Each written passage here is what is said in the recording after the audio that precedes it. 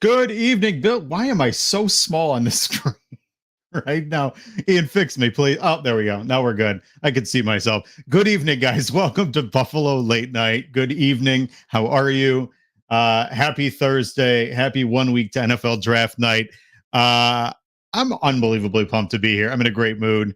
This is the second installment of Buffalo Late Night here on the Cover One Sports Network. Again, my name is Thomas DeLaus. I am your host. The host with the most. God, I don't know why I just used that. We're a little off the rails tonight. But first thing I want to do tonight, and I'm going to start this off kind of like I did last week, but it's fine. I want to reference a tweet that I had yesterday because I truly believe it's important. And if you're wondering why I'm saying it right now, it's because, well, generally speaking, at the front of a podcast, it's when the viewership is at its highest. So I'm going to use my time wisely. PSA, if your grandparents call your phone, answer it. I promise you, you don't get that time back. My grandfather passed away January 11th, and what I wouldn't give to hear his voice again, just one more time. Cherish the time you have with those that you love. It's important. The reason I say this, and I don't want to start off on a somber note, I want to start it off with a bang, but a kind of positivity. And I'm going to start doing this maybe every single show, start with some type of positive note, because I don't think there's enough of it nowadays.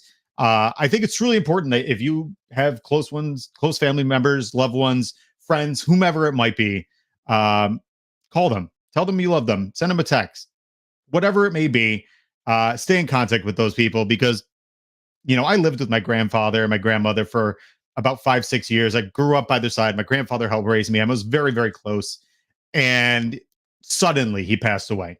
Suddenly. It was just under my nose and I didn't see it happening. And within 28 days, he went from alive to dead. And this is not to be sour grapes, and I don't want anybody to feel bad. It's part of life. And he had a wonderful 87 years, married for 65 of them. The guy was unbelievable in every essence of the word and truly a magnificent person, somebody that I think everybody would strive to be. But what I want to implore everybody is wrap your arms around people that you love. Let them know that you love them. Sometimes some people need it and you don't even know it. It's just important. So that's what I want to start off. Now let's bounce right into the normal part of the show. I do, again, want to thank everybody here at Cover One. I am unbelievably honored to be joining this fantastic team. Now, next week, big week. Everybody knows it's the NFL draft. Everyone's super pumped. I'm pumped. My wife knows I'm pumped. She won't tell. She knows I won't shut up about it. Needless to say, we do have 3 days of fun next week. And this is actually the little screen grab we've got. Round one, we hosted by the Bills guys, Judge and Tilt. Day two, headed by Anthony Prohaska of Disguised Coverage. And the final day of the draft will be hosted by the Going Deep guys, Kevin Masseri and Mike Bunt. Every single day, we will have different guests on every single day alongside the actual hosts. So make sure you join us. Make sure you get in with that fun. It's going to be a blast. Everybody loves the draft. Everybody loves the anticipation, the pure madness of what it is. So come and join us. Come react with us, see how everything goes, see what the Bills do. Should be a lot of fun. Now, again, thank you for tuning in this evening. Super excited. Or if you're listening on Spotify or any other place that you pod, happy Friday to you. You can find our show on all free social media and streaming platforms, including Spotify and YouTube. And if you're watching on Twitter right now, whether it's on mine, whether it's on the cover ones. Click right below where it says watch now. You can hop right over to the YouTube page, join the conversation. That's how you can jump right in and talk about everything we're going to talk about tonight. Now, here's the fun part. I want to introduce who we got. I've been pumped all week. I've been jazzed. We might just get a little weird. We have two of my absolute favorite dudes in the world. First in the batter box is the international man of mystery, and a guy who I believe is Jim Carrey's unofficial stunt double. That is the host of the Bruce exclusive, Mr. Bruce Nolan. And alongside Mr. Bruce Nolan, a guy and a man whose voice has been affectionately compared to the Mona Lisa, is truly just as impeccable. The host of The Smoke Break, my guy, Zbot. Gentlemen, how are you? I'm not nearly as good as Bruce is looking tonight. Bruce, you look fantastic as always. Thomas, same to you. It's a pleasure to be on. 1 week from tonight is the night, so I'm excited to talk about it with you guys tonight and get into it because it's going to be fun. I polished the icon specifically for this moment. It looks smooth. It looks round. The blue is popping. I got to be honest, feeling pretty good, folks. And I love the way it matches when you talk.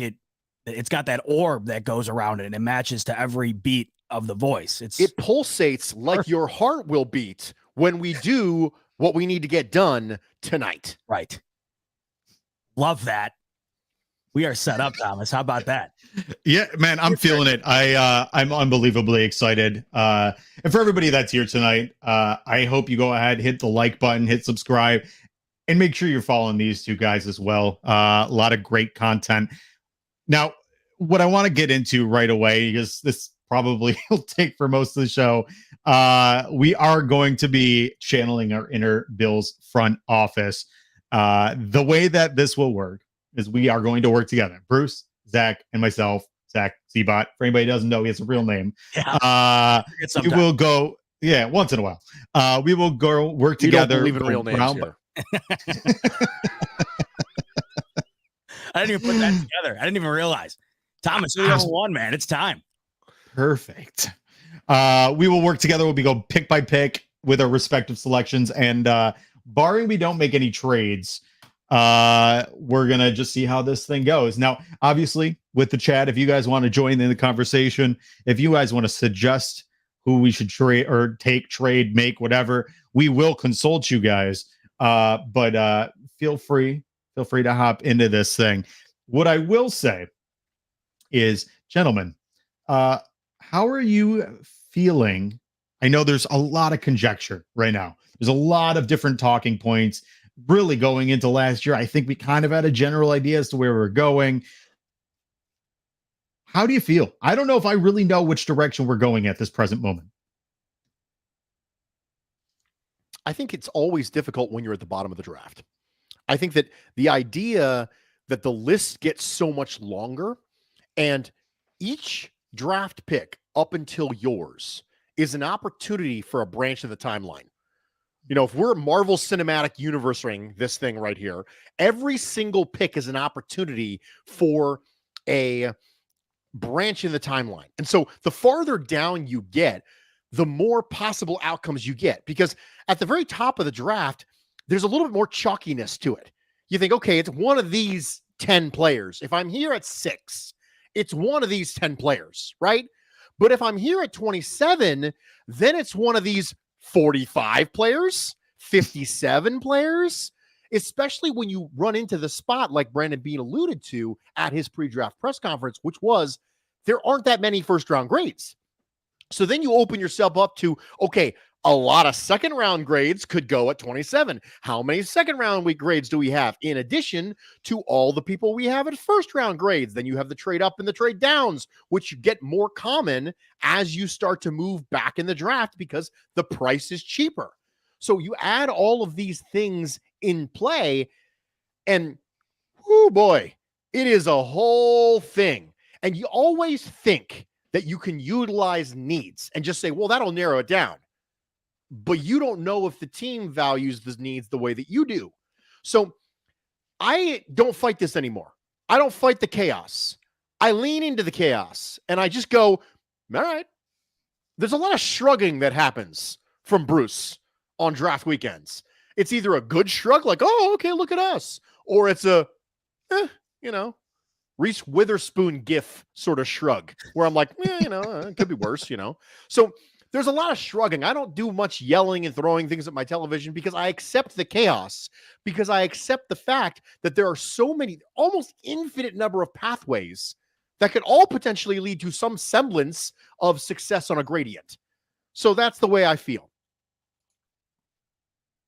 Zbot, how you feeling? I'm almost directly aligned with that. And you elegantly, as you always do, Bruce, put it out there in a way that I completely felt that, as you were talking, that I aligned with. Because when you look at this particular situation the Bills are in, and they have been in over the last couple of seasons, like you said, towards the top of the draft, it's already done. Who's going to be gone by pick 12 for the most part? It's typically at this point already well known. It's just a matter of who's going to be taking which player. As you get down to 27, the possibilities are not only infinite, but the possibilities in which they operate with that pick extend beyond even taking somebody at 27. Just last week, someone gave the idea to me of a potential trade back. And I'm thinking to myself, I haven't even pondered on that, just because I'm dialed in on the needs, like you have just said, Bruce. But then you think about it.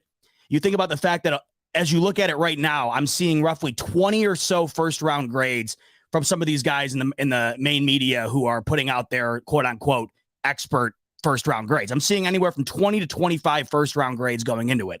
That means, in all likelihood, if the Bills do get to 27 without trading up, there's not going to be a first-round grade player, or if there is, it might not be a first-round grade player that the Bills need or are interested in. Is trading back something that makes more sense because you get more value in a round backwards, where you end up getting more for your buck than just sticking at 27 and getting a guy that you might have gotten equal value out of in round 2. Now, I look at what the Bills are doing currently, and I'm hearing, and this is back to Thomas's point, because I'm aligned with you as well in the fact that I thought going into last season, it was all but inevitable that defense was going to be the choice, and it seemed closer and closer we got, it was going to be a corner. It just seemed like with Tre'Davious White's injury and the fact that we needed a corner 2 to begin with, that was going to be the choice. That wound up being the case. The more I look into this coming draft, you could make an argument for so many different positions on both sides of the ball. And as we look back and realize that outside of Josh Allen, the last 6 first-round picks for these Bills have been on the defensive side of the ball, you do also look at the fact that the Bills are going into this season with an offense that desperately needs an upgrade in the weaponry department.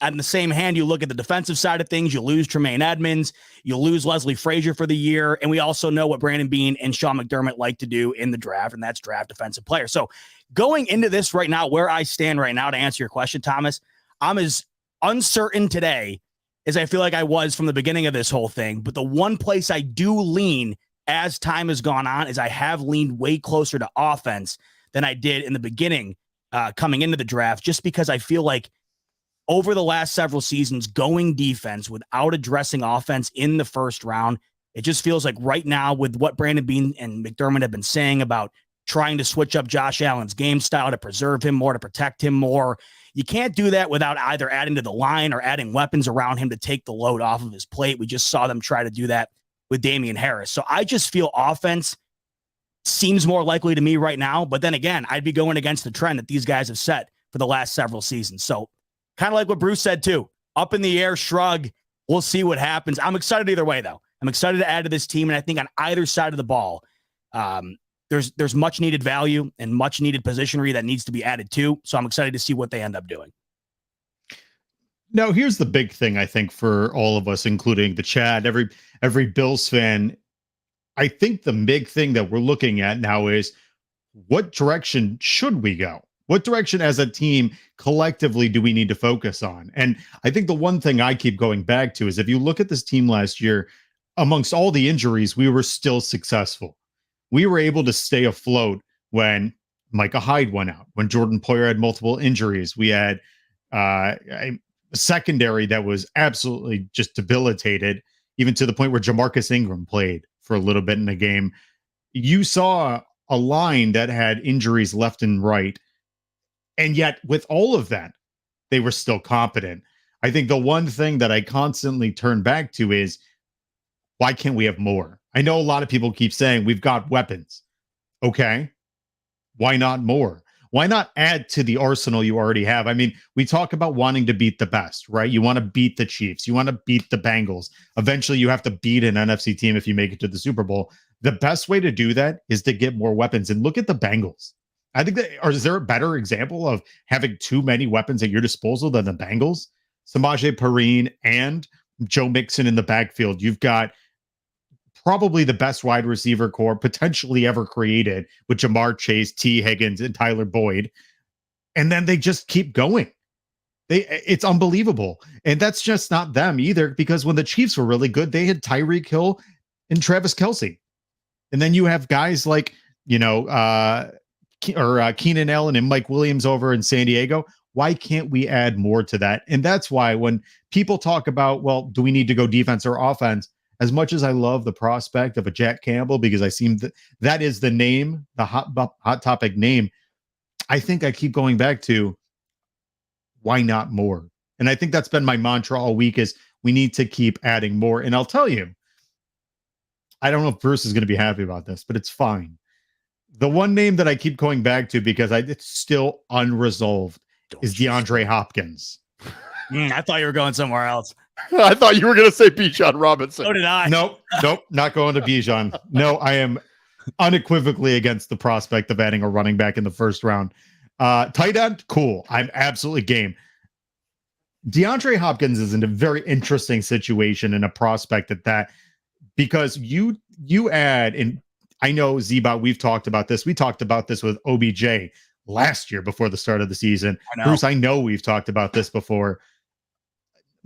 When it comes to adding weapons, I just feel, man, if you can continually to amplify what you already do well, and you want to make Josh's life easier, the more weapons, the better, by far. And I think that's the big thing that we need to look at is how can we take what we already do well and just stick it on steroids and let it blow through the roof. I don't know how you guys feel about that. Well, I'm just going to counter to your point on talking about the Cincinnati Bengals, because that's one team that you brought up that you feel has done it right as far as positions or weapons are concerned, and you couldn't be more spot on. The best wide receiver core in the league, in my opinion. I don't really know how arguable it is, but I guess you could have the argument. Either way, there's an argument to be had that they are the best. But I look at the Bills right now, and I compare them to the rest of the AFC, and I just went through the other day, going team by team, just looking at what they currently have, what they've added to their offense this offseason, and then stacking that against the Bills and where they currently are. I think there's an argument to be made that there are 6 to 8 teams right now that have a better weaponry unit than the Buffalo Bills going into this season. I think you could argue 2 of them are in their own division. If you look at the Jets, with the addition of Aaron Rodgers, if that winds up coming to fruition, I'm still holding on hope that something hilariously bad happens, because that just would be so Jets, and I'm dying to see if that happens. But let's just say, for argument's sake, that does happen. You look at what Aaron Rodgers is going to have at his disposal with the Jets this coming season, and it's the best that the Jets have had on their offense in forever. And then you look at the Miami Dolphins, who I understand, I'm trying to put QB aside, even though I just brought up Aaron Rodgers. It's just the fact that they're going to be a better team.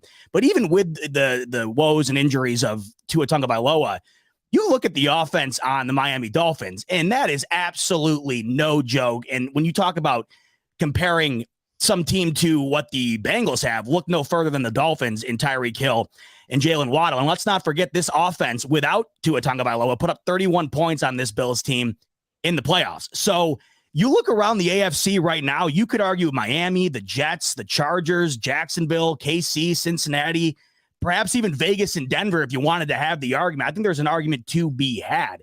And I look at what Josh Allen is compared to the rest of those teams.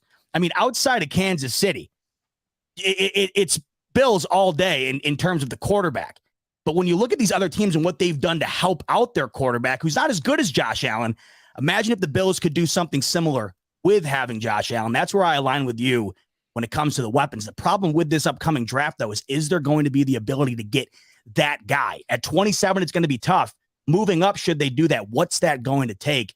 And I will say, just to what you had said, not even looking at the draft, the Hopkins rumors were hot. They completely cooled down. And then all of a sudden, of course, right before we start getting into draft talk, pause. Hopkins fires him right back up. Between him and Von Miller this last week, that has gotten back up to a boiling heat again. So who knows? Maybe we see that a week from tonight, along with a litany of other trades that we're potentially looking out for throughout the league that could be blockbusters. Potentially we see that too. But I'm with you, Thomas. I'm with you. I mean, that just seems like it's got to be addressed before going into this season. I think it's important to make a distinction between talent acquired and investment made. I think it's really important to make that distinction because if you look at the Cincinnati Bengals since 2018 have spent 1 first-round pick and 1 second-round pick on receivers. They just happened to crush it. Right. It was Jamar Chase and T. Higgins.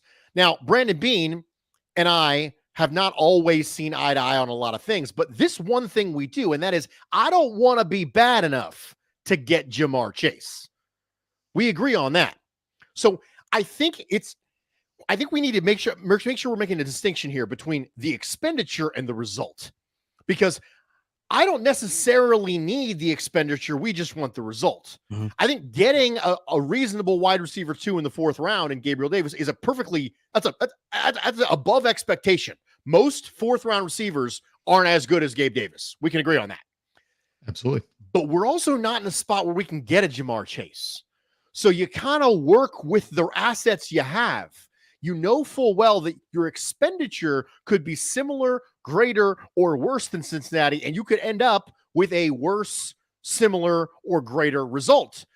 But it's harder because you don't have a 6th overall pick in the draft to get a player like Jamar Chase. So you have to cobble this stuff together. You have to hit on Kansas City, hit on a Tyreek Hill later in the draft, right? You need to be able to win without the same level of expenditure because you don't have the same level of expenditure to make.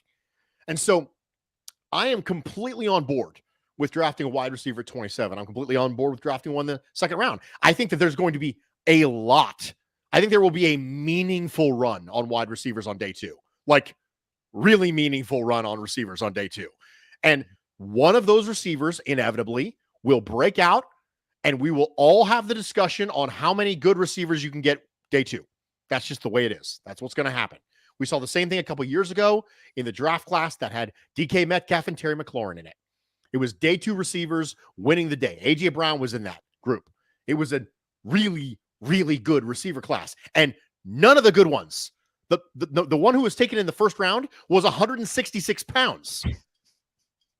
Somehow the NFL just overthought that entire class. So I think it's important to make the distinction. I want to get the talent, but the level of expenditure can't be the way it was with the Bengals because we don't have the 6th overall pick, nor do we have the assets to get to the 6th overall pick.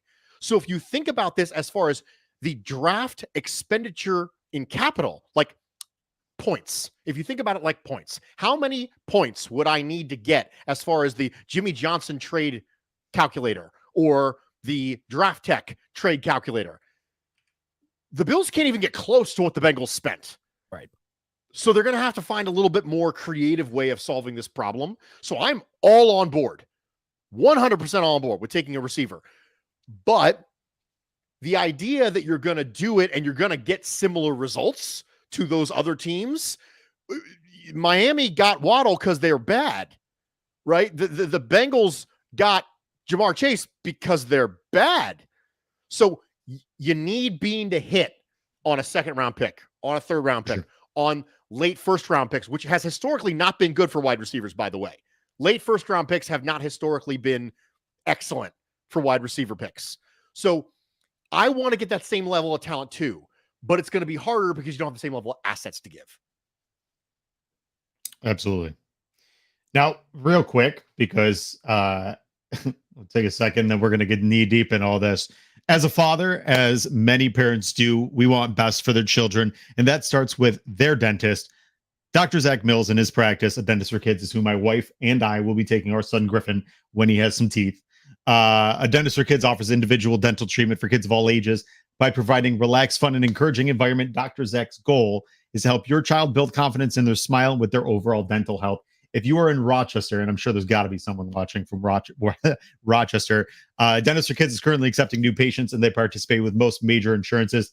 If you visit Dr. Zach, mention Buffalo Late Night for $25 off your choice of a custom whitening kit or an electric toothbrush. Call today to set up an appointment with Dr. Zach and his team, 585-538-7230. Now, one other thing real quick before we get into this, bit of news of note for anybody who did not know. Tyler Bass did just sign a 4-year, $21 million deal, $12.3 million guaranteed. Spend real quick. I want to hear what you guys have to say here. Man, I love Tyler Bass. Love what he's done as a 6th-round pick. He's been unbelievable for this team. I wouldn't be surprised if he goes down as potentially the greatest Bills kicker. He's already starting to trend in that direction with, some of the best that we've ever had. But what are your thoughts on the re-signing of Tyler Bass? I absolutely love it. Love Tyler Bass. I think when you have a good kicker that is reliable, that that you can depend upon, that is going to be available, you don't let him walk. You don't let him go. And that's exactly what the Bills have found. They had their struggles trying to find somebody to be that. Tyler Bass has been that, and he's been clutch. He's been one of the better kickers in the league since becoming a Buffalo Bill. And I think it's one of the more underrated aspects of any team. And, you might look at the contract and you might look at the money. And I already saw the comments on Twitter already. Oh, for a kicker. Yeah, but people underestimate just how much that matters. And you've also seen plenty of teams every single year who don't have that position locked down to an adequate point that wind up losing games they shouldn't because of it. So love Tyler Bass and love the fact that he's here to stay, because not only has he been great, but he's also a fan favorite. Who the hell doesn't love Tyler Bass? I don't know how you can not love a kicker that wears one set of eye black. I mean, just the swaggiest of all swag. We all have that one guy who has absolutely no business having as much swag as he does.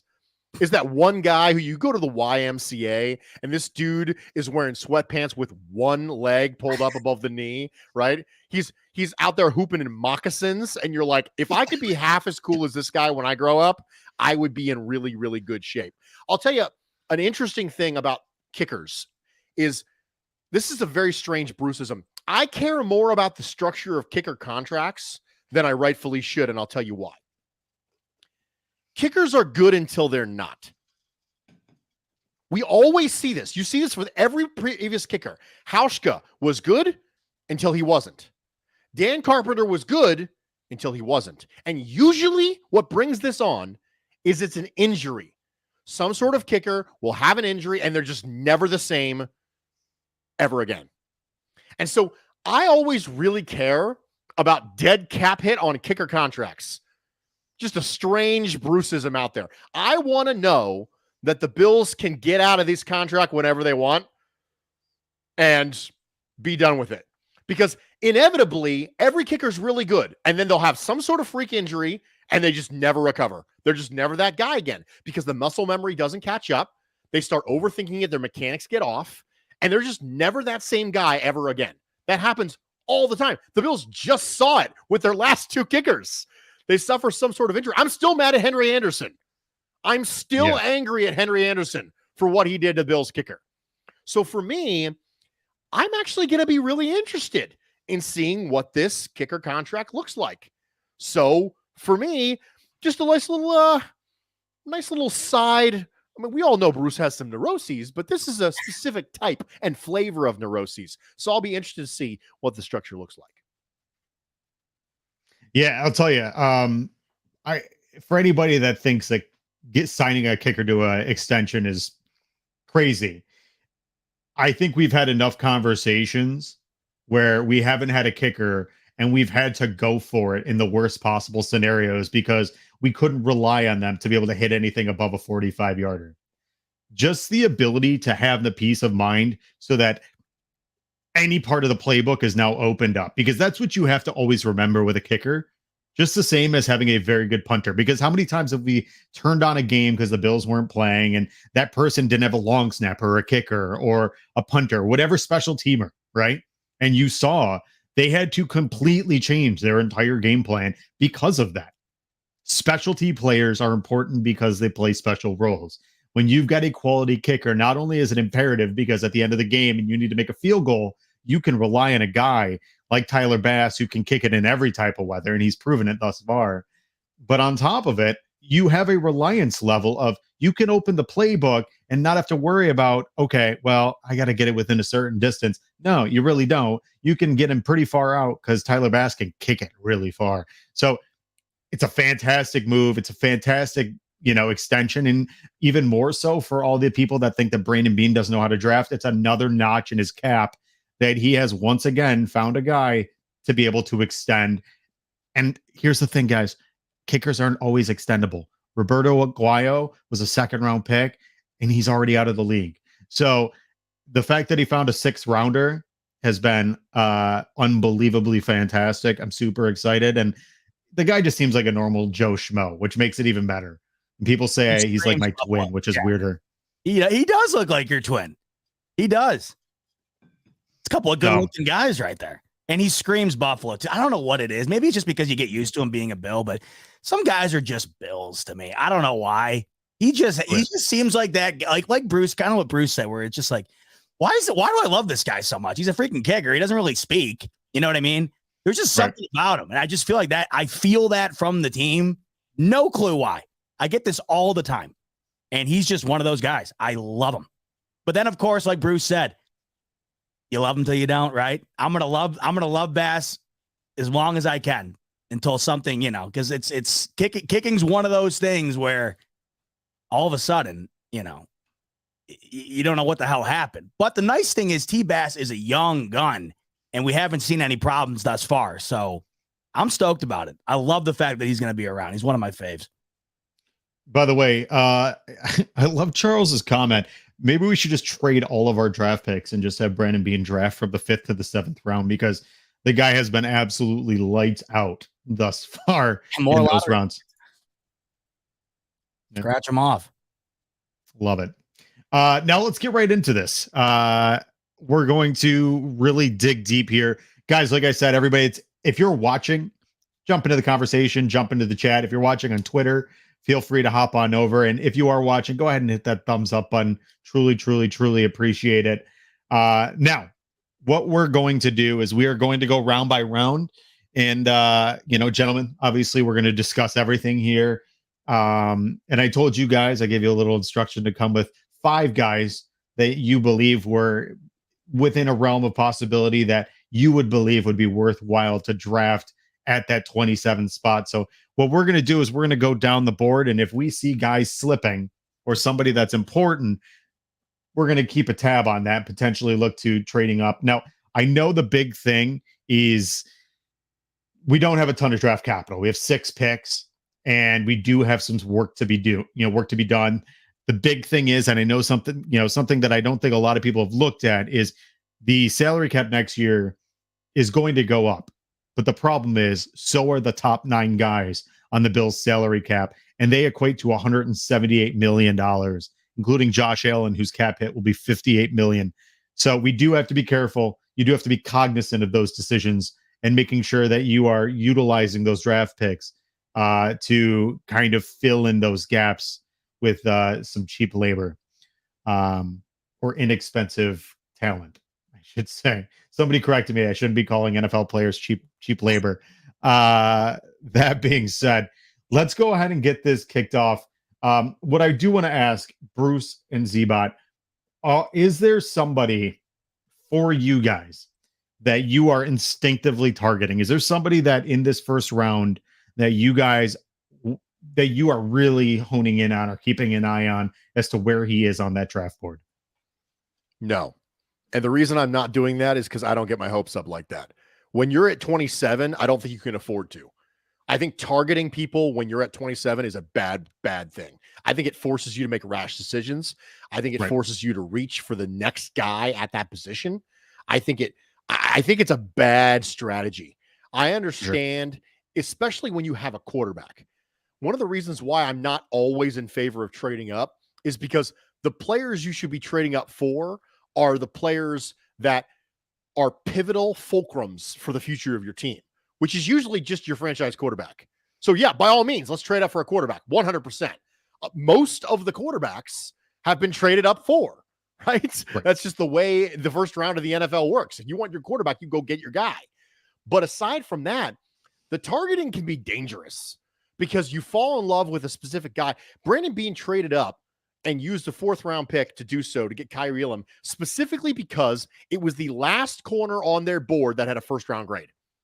And when the Bills got jumped and a Washington corner went off the ball, he was, okay, let's go get my guy. And he flat out said, I get antsy sometimes. This is not a good trait.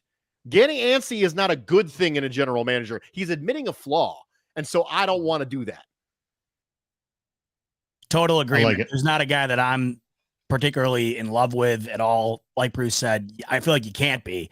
Also, for me, I just don't think that there's one particular guy that stands out because I'm in the department right now of having no clue where the Bills are even going to go as far as the side of the ball, much less position. So I feel like it'd be too tough to even dial in on one guy. I will say if there's one thing that I am looking after or looking out for as far as how the board falls, it's offense. To me, it's offensive line and wide receivers. I'm interested to see how that goes leading up to where the Bills are, especially in the mid-teens. See what could potentially happen there in order to give us an understanding as to what the Bills might do as far as moving up or staying put or potentially moving back. So I am targeting offense. That's where my mindset is, but a specific player, I don't have anybody that I'm truly gunning down. Yeah, I think we all have to be we have to level our expectations at this point, just because of the sheer fact that, I know a lot of people love Jackson Smith-Njigba. He's unbelievable, and he probably will be very good for a long time on a different team. The likelihood that he ends up in a Buffalo Bills uniform is probably as likely as me being 6 foot tall one day. And I'm 5'9", and I stopped growing about 10 years ago. So let's jump right into this, see where we're at. What we'll do is we'll stop around 10 or 15, kind of regroup, see how things are looking. Wow, that's very, very slow. That was a tough decision. Hold on. I'm going to pause this real quick and speed this up a little bit because otherwise we'll be here all night. Let's go ahead and get moving here. Okay. So we are through pick 13. We've seen Bryce Young, CJ Stroud, Will Anderson, Levis, Devin Witherspoon, Jalen Carter, Anthony Richardson, Tyree Wilson, Peter Skoronski, which is a guy that a lot of people are thinking about. Unfortunately, probably will come nowhere near the Buffalo Bills pick. Jackson Smith-Njigba, Lucas Van Ness, Kalijah Cansey, who is a guy that's very similar to Ed Oliver's stature. And then Christian Gonzalez. So right now, in terms of available talent, you're seeing only one receiver has even gone. Zay Flowers, Quentin Johnston are still available at this point. In terms of offensive tackles, only one, Peter Skoronski, has gone yet. So there is quite a few names on the board, whether it's Paris Campbell, whether it's Darnell Wright. So let's continue on to see where we're at. Quick note there, by the way, if the Eagles end up with Jackson Smith-Njigba, I mean, my God, I just an embarrassment of riches on that team. Yep. Yeah, I would be incredibly surprised if they took a wide receiver there, but Howie Roseman is a bit of a crazy guy. Robinson at 10, all of a sudden. I've heard it a couple places just today. But, right. I mean, I don't know. We've seen that track record before, but they are in that window currently, and they are just loaded up. I have a hard time imagining Howie Roseman taking a running back in the first round. Yeah, Roseman is such a stickler for positional value that Eagles fans, even when they knew that the Eagles had essentially no linebackers, like none, they're like, well, Howie's not going to pick one in the first round. They just dismissed it because they know Howie and they know he's just not going to do it. Ever since Howie took over, and he's been the GM long enough to have significant amount of sample size, it's always an offensive lineman, a defensive lineman, or a corner. Every single time. And they've panned out. Yeah, that's for sure. And even when they didn't actually draft them and they actually take them from somebody else like Jason Peters, they still pan out. Yep. So we have Darnell Wright, a big name connected to the Buffalo Bills, going at 14. Quentin Johnston, wide receiver. So guys, we are moving into the back half of the draft right now, guys like Zay Flowers, a name that has been linked with the Buffalo Bills, is still available. Let's push on a little bit further and see where we're at. Okay. We are at pick 25, the New York Jets. We actually saw Bijan Robinson go to the Minnesota Vikings. That would be something else. Yeah. Man, I'll tell you, I'm actually intrigued here. We're seeing Jordan Addison go to the Jaguars, and now we have the New York Giants. Do we continue holding on till our pick, or do we potentially try to trade with the Giants? Do we want Zay Flowers? What are you guys feeling right now? Do we hold tight and see how things look from the 27th pick? I'm personally holding on tight. I'm with Zbot. We're holding on tight. Okay.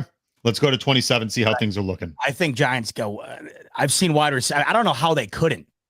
You know what I mean? It just seems like they have to go. Right. And so that begs the realistic nature of this too. If they think you're coming up for a receiver, they might just refuse to go down because of the receiver need being on that team so significantly. I mean, the Giants have a bunch of people who get injured. That's what they have on their wide receiver. And you just gave Daniel Jones the bag. Now, we can have a different discussion as to whether or not you should have given Daniel Jones the bag. But guess what? Right. You're married to him now, son. Time to build a house and make a life. So that's the way it is now. So, I mean, you have to pick a receiver here. And if you think that the Bills are coming up to get one, you might just refuse to move at all. Right. Let's go ahead and continue forward. And right there, Zay Flowers obviously went to the Giants. Right. Makes a lot of sense. Definitely a position need. So let's take a look and see how things are looking for the Buffalo Bills at pick 27.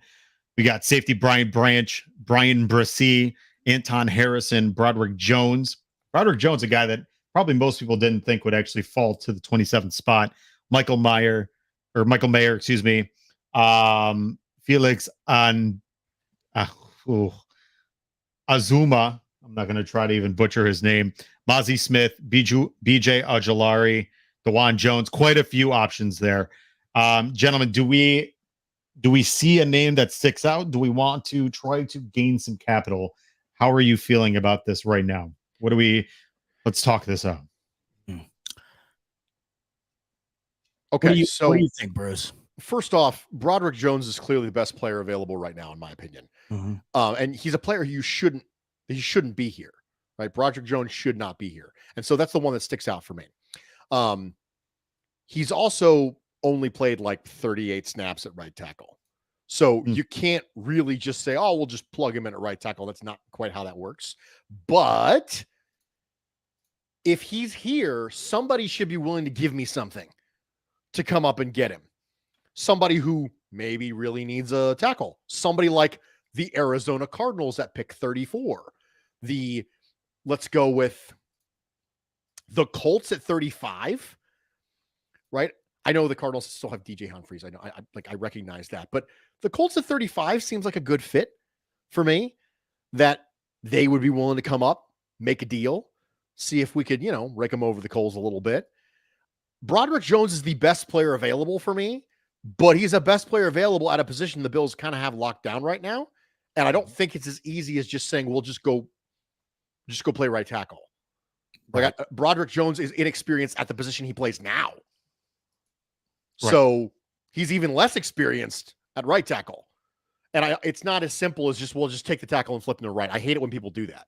Like Deion Dawkins is the other answer to this question, because what people are going to say is, we'll take Broderick Jones and move Deion Dawkins. Do you remember Deion Dawkins playing right tackle when he first got here? He was terrible at it. Like, just stop doing that thing where you just magically assume, you know what? Here's what I'm going to do. I'm going to toss you a pen, and I'm going to tell you to write a term paper using your non-dominant hand. Okay? Have fun. I know people just enjoy it. Just stop doing this thing where you just flip people. This isn't Madden. Yeah. It's so easily overlooked. You're right. So if you're thinking 35 on a trade back here with the Colts. There's the Colts. There's also the Cardinals here. And yeah, excuse me for my insanity, but do we potentially try to take this opportunity to drop back, grab a pick, and maybe talk about DeAndre Hopkins here? Maybe. The Cardinals, my thing is that who's going to be moving up for Jones, right? And I think that the Colts would move up for Jones. I mean, their current left tackle is scheduled to be Bernard Rayman, right? So, great video game character, maybe not the guy that you want to man your left tackle spot right now. And so I'm thinking the Colts might pay a meaningful price to come up and get Broderick Jones. Right.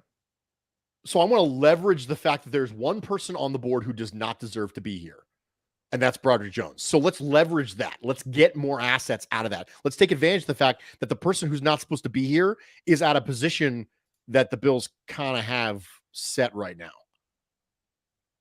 I like that. So there are a couple teams. The Colts are not listed as an interested team. We just have to force the trade through. Now, in regards to the teams, let's at least start with the teams that we do have, because then we can jump to the Colts. There are a couple teams. The Rams obviously have a massive hole at left tackle since Whitworth is now gone, and potentially could actually, try to get into that realm of where we might use that pick. We've got guys like Josh Downs right there, Jack Campbell right there. There's options for us. The issue is, what are we looking in return? How much are we looking to get back? Because obviously we don't want to drop too far where it takes us out of the realm of what we need. But then if we drop down to that 36 range, right, there's actually quite a bit here.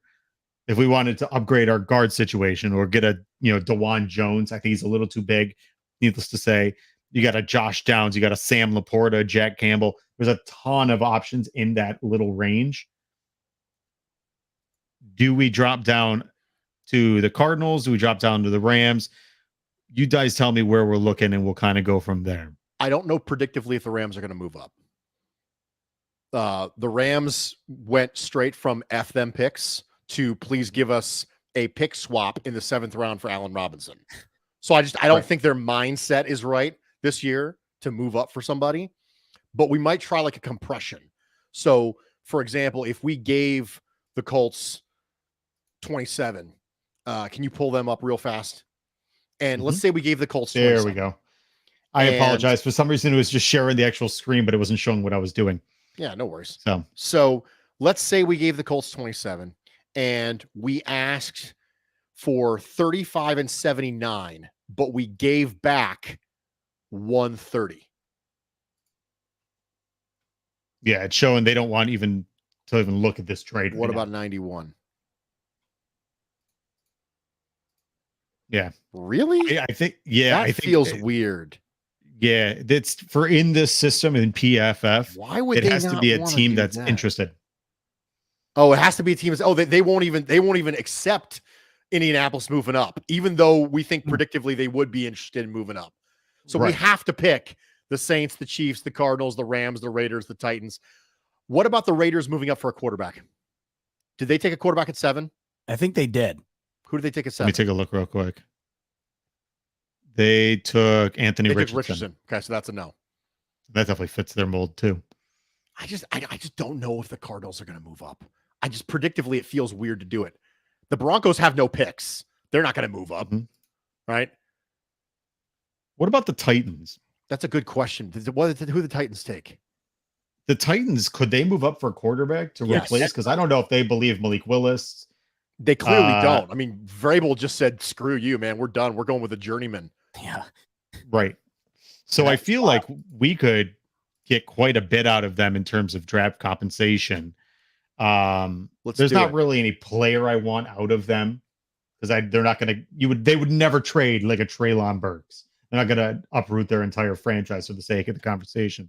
So let's say if we were to go 41, 72, because if you brought up the trade value chart, right, and you look from 27 over to 41, it's a difference of 70 points, right? So 70 points for the Bills or for the Titans, which were 72, which is 68.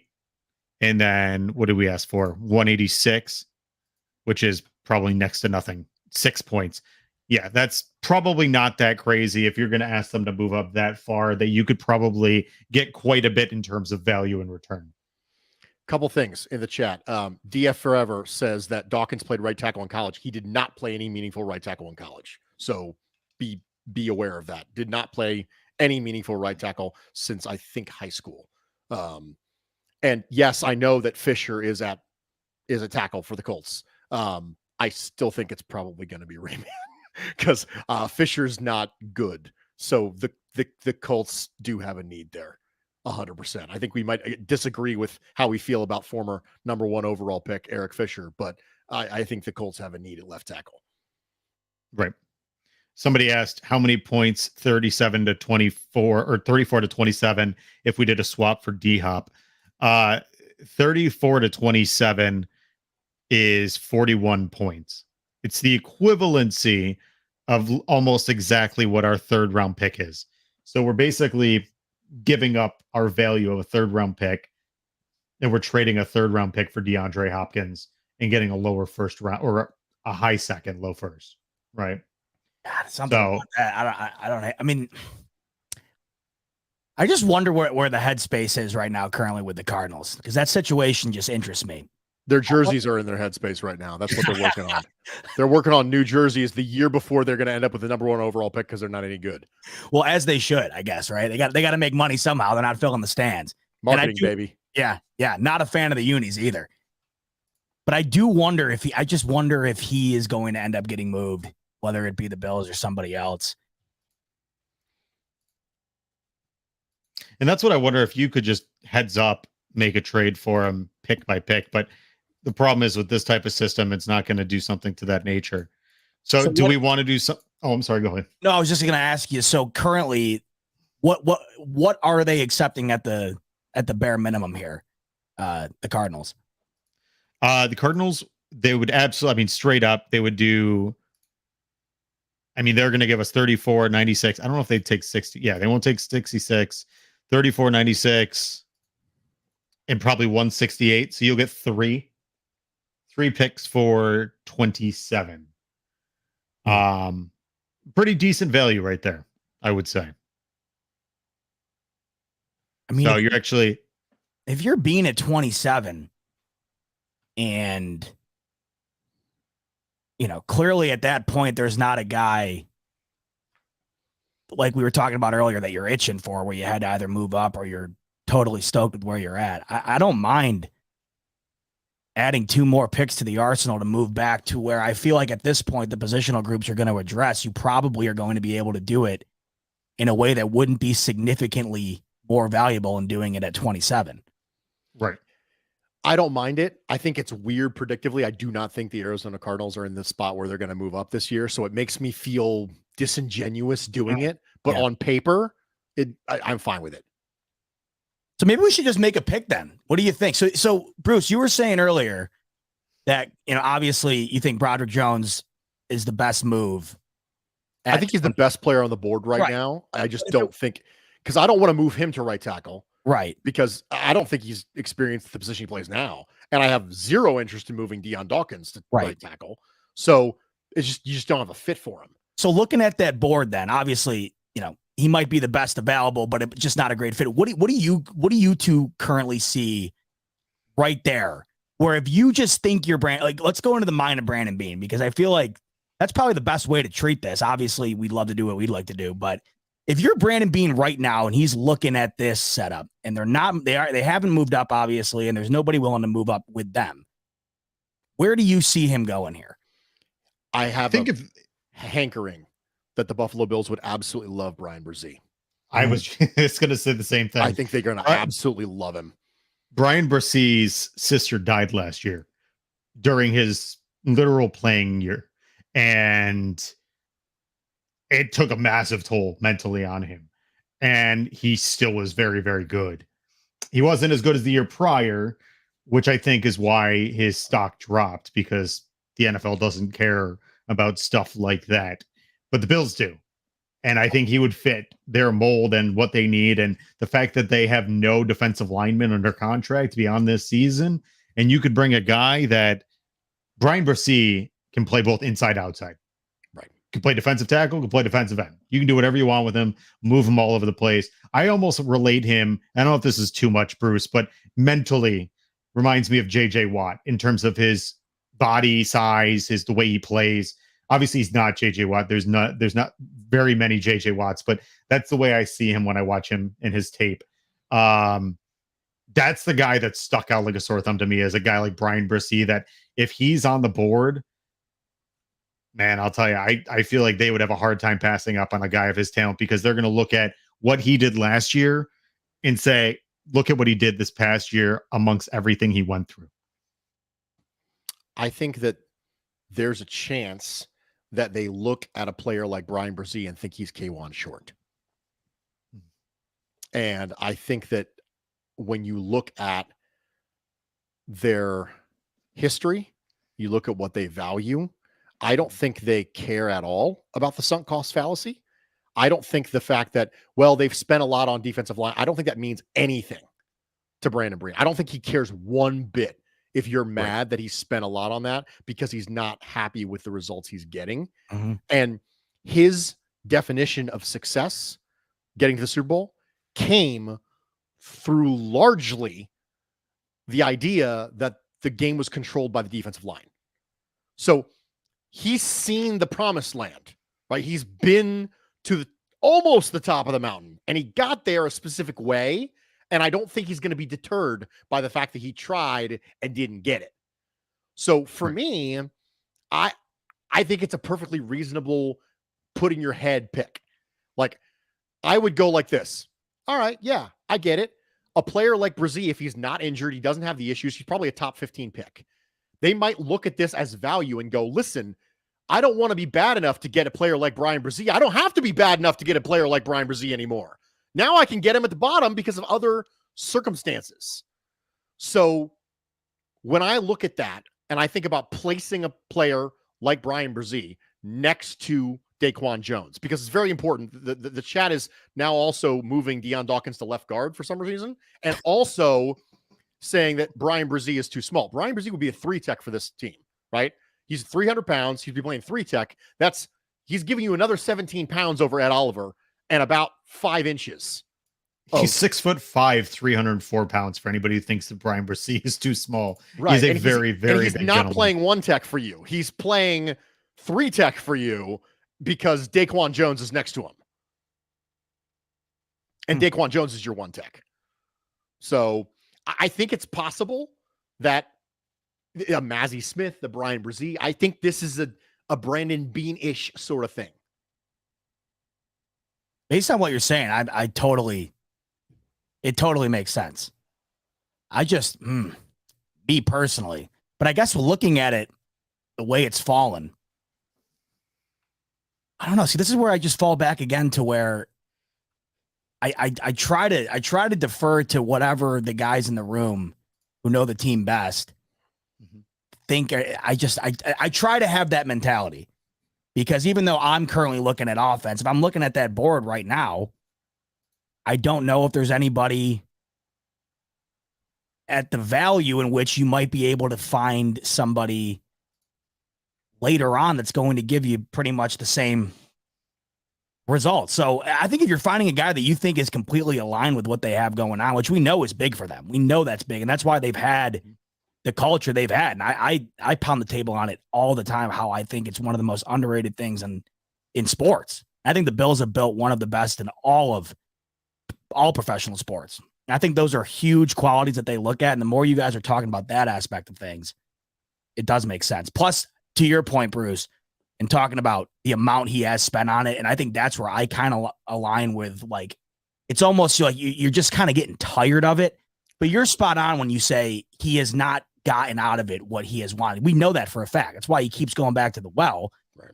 And I mean, you do look around this league, and it is that aspect of the team outside of quarterback that has been the most crucial for teams getting over the hump, which the Bills are trying to get to. And I don't know. I mean, if you look at it the way it's lined up here, I do think what you guys are saying makes a lot of sense. I wouldn't be dancing at the pick. No. I would nod and go, okay, yeah, I get it. Randy in the comments just doesn't want me to take him because he's a Clemson player.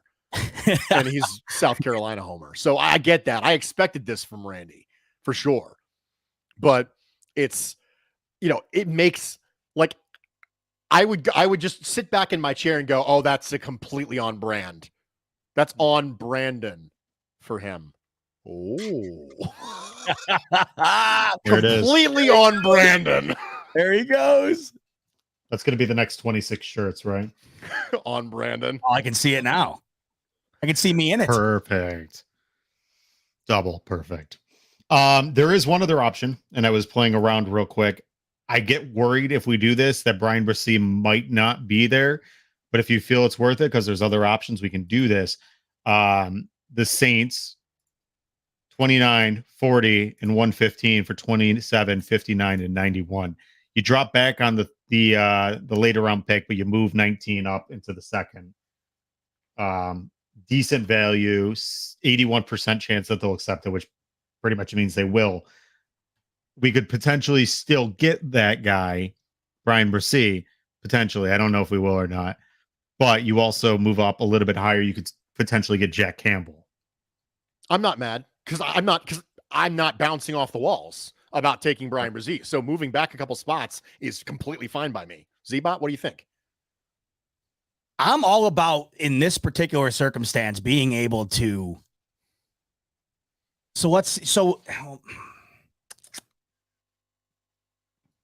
Yeah, I don't see why not. All right, let's do it. Okay, let's make that trade. And they accepted it. So here's the thing. We're going to hope that the Saints or the Bengals do not take him, which I'm guessing they probably will.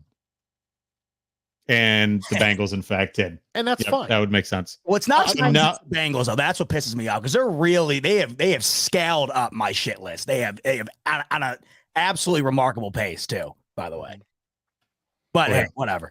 You took the risk, I guess. So now we're at 29. Anton Harrison, Broderick Jones, Mazi Smith, a guy that has been a top 30 visit, guy with some pretty violent hands that a lot of people think can be better in the NFL than he was at the Michigan Wolverines. You guys tell me who we're going to pick, and we're going to go with it. Okay, let's see. So I really want to take Anadike Azama right here. I do, because it's an edge rusher. But, I mean, I said flat out a couple weeks ago on Twitter that Mazi Smith and Jack Campbell felt like Beane type of picks, and Bresee's not here. So I'm completely fine with taking Mazi Smith. The interesting thing for me about edge rushers is that BJ Ojulari is on the board. And BJ Ojulari is a player that, okay, please understand that I'm not saying he's Von Miller, okay? He's just the perfect kind of player to be mentored by Von Miller, right? 6'2", 240, has the length, right? He's a speed guy through and through. There's a power component that's not quite there yet, but he's the perfect kind of player to be mentored by Von Miller.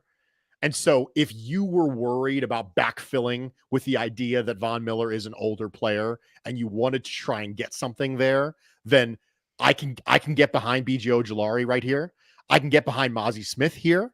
I don't love Anton Harrison as much as a lot of other people do, so I'm fairly out on him. But I can be talked into BJ Ojulari. I can be talked into Mazi Smith. I can be talked into Anadike Uzama as well. And I also think, to your point, one of the biggest values that they've gotten out of Von Miller, of course, outside of what he has been able to be on the field while in the short period we've had him, but we know what he's capable of. But I think one of the biggest attributes that was a clear reason as to why Brandon Beane went out and got Brandon Beane was because he wanted somebody, of his stature to be able to mentor that young offense or that young defensive line. And if you think, Bruce, that that's somebody that would benefit from that above maybe anybody else, I mean, you take advantage of Von Miller while you have him and go and get that guy who you think could develop into something. Obviously, it's, you're not going to sit here and say develop into a Hall of Famer, but to develop into somebody with that type of skill set to be able to be mentored under him while they have him. And I think that the edge also makes a ton of sense. It's right back to what we were talking about just a few minutes ago with Brandon Beane and where he continues to keep pounding at to try and get the guy that has solved whatever the, I I don't know. I don't even know the best way to describe it. The ultimate solution, I guess, which is obviously not been found. I could definitely see it happening. By the way, Bruce, I know that you keep speaking on, and I think it's probably just the way the board's laid out, but are you somebody, I know you didn't have a specific player, and I think, Thomas, you're offense, right? That's kind of where you're leaning in your mind. Yeah, I'm definitely offense, but I will say this. There are a couple guys that if they were in position for us, like I think of Jack Campbell. I know there's some stuff out there that Jack Campbell is not worth taking in this draft. I don't co-sign to that mantra or that ideology. I think Jack Campbell, if there was a guy that is cut from if you could go to Michael's, the craft store, and get cloth that said Coach McDermott cloth, and then you could cut somebody from that cloth, that would be Jack Campbell right there. Jack Campbell is legitimately Coach McDermott's type of player to the T. The guy is everything that Coach McDermott would want. But yes, offensive first. But I think Jack Campbell, if you had the shot at him, I don't know how you could pass him up. Yeah, I'm just going to go ahead and throw a grenade into this whole discussion. The Bills had Brian Branch in on a top 30 visit. Just saying. Just going there. I'm not going to do it because I will be here until 11 o'clock if I do it. But I just want to toss that little chaos grenade in here. And the Bills had a discussion with Brian Branch, and he shouldn't be on the board here, and he's fantastic. So, do you lean defense, Bruce, or is that where you're? I don't care. You don't care. Because I don't get tied up in a first round pick. Okay. Ever. Total draft expenditure matters to me. Like there are specific positions I think should be addressed. But addressed meaningfully doesn't mean the first round pick. Gotcha. Right. So what are we going to do? I was going to say, do we think Mazi Smith? I think Mazi Smith is more predictive because I think that they've had him in for a top 30 visit. I think it's more predictive to have a discussion about Mazi Smith. I think BJ Ojulari is more fun, but are we trying to do predictive here, or are we trying to do what Bruce wants to do? Because if it's what Bruce wants to do, we're taking Brian Branch. We are Brandon Beane, Malik Boyd, and Terrance Gray. Oh, so I'm not nearly that handsome. So that's a problem right off the bat. No one would know because no one knows. That's a very good point. That's a really good point. But I guess now we're not looking out for the handsome guy, so we can knock that off the list. Yeah, for sure. Definitely more predictive though. So I think we got to take Mazi Smith. Yeah. Okay. Let's go ahead and take with the 29th pick. We're going to go with Mazi Smith from Michigan for the Buffalo Bills. And we are moving. Ew. Woof. Literally right in front of us, 37, Jack Campbell to the Seattle Seahawks, which makes absolute sense there too. But here's the fun thing. We got a Josh Downs in front of us. I don't know about you guys, but I have this true fascination that I think Josh Downs has the potential to be one of the best wide receivers in this draft. I have zero issue with taking Josh Downs here. Totally. I love Josh Downs. Love Josh Downs, what he does. I love if you've watched his tape, his ability to plant his foot and run through it and turn on a gear that I only think Tyreek Hill can do. It's pretty impressive. I think the important thing with Downs is that there's a distinction to be made between a slot only player and a best in the slot player. Those are not the same thing. So you have a Jackson Smith and Jigba player who is probably best in the slot. Then you have a Josh Downs who is probably a slot only. And that changes the value of the receiver. So, for example, if you get a Cole Beasley career out of Josh Downs, right? If you get 800 yards a year, if you get 80 catches, fairly low ADOT, if you get a 11-yard a catch receiver from Josh Downs, is that worth a second round pick? That's the question, because one of the discussions we have about the draft community is about positional value. And it's specifically about, is this player worth this expenditure based on where you can acquire players of this ilk, right? Because it's not about, are they a good player? That's not what value means. It's what kind of cost does it take? Listen, it's a great hamburger, right? We all love ourselves a McDouble occasionally, right? But it's not about the McDouble. It's about how much are you paying for it. Right. If I pay $1.49 for McDouble, I'm okay. If I pay $10 for McDouble, I'm not okay. It's the same asset. It's a different expenditure. So if Josh Downs is a slot only player, not a best in slot player, a slot only player, that means he only is on the board when you're in 13 person. You're only on the board in 11 personnel. That's it. 3 wide receivers. That's it. Only on the board in 11 personnel. That also means you've eliminated the ability to get Gabe Davis into a power slot role because you're using Gabe Davis as your boundary at that point. For sure. So there needs to be a specific plan. But can we just take a second and think about how different this offense was when Josh Allen had somebody over the middle of the field as a slot-only player he could rely on in Cole Beasley? Yep. Does that position mean more to the Buffalo Bills than perhaps it does to some of us? I sure as hell think so. I think that we clearly saw it on display last year, how much that absence was missed.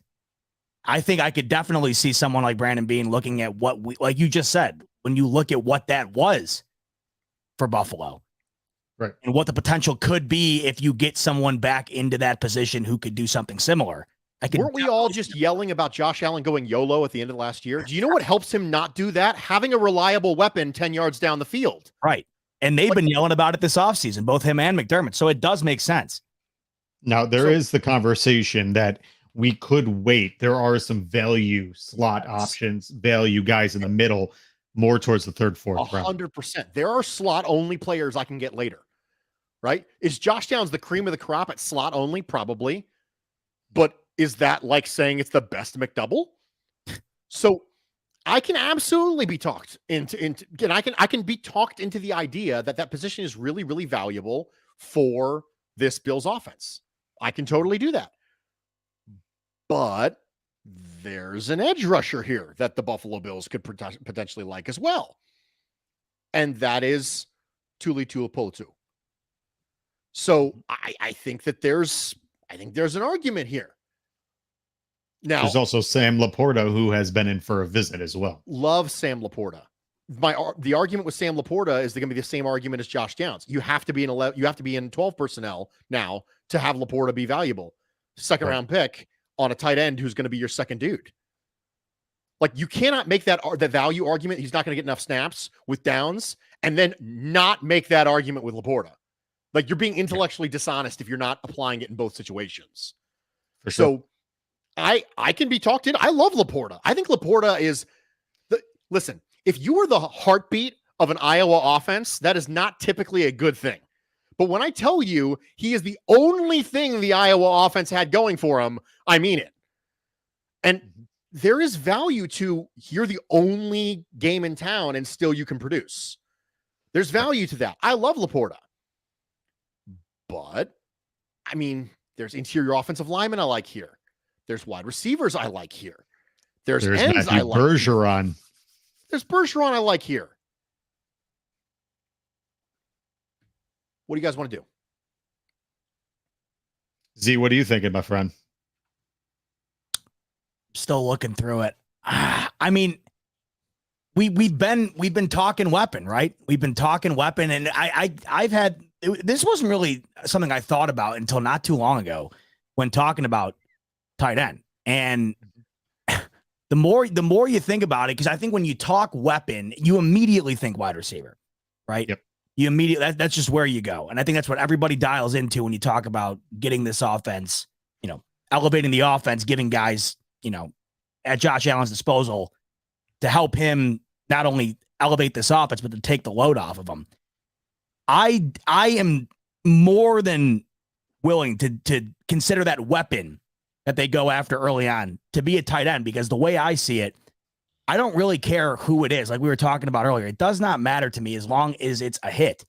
And if we're looking at this, and Laporta, based on what Bruce was saying, is somebody that he thinks is just the guy that was in a system that no one was doing anything but him.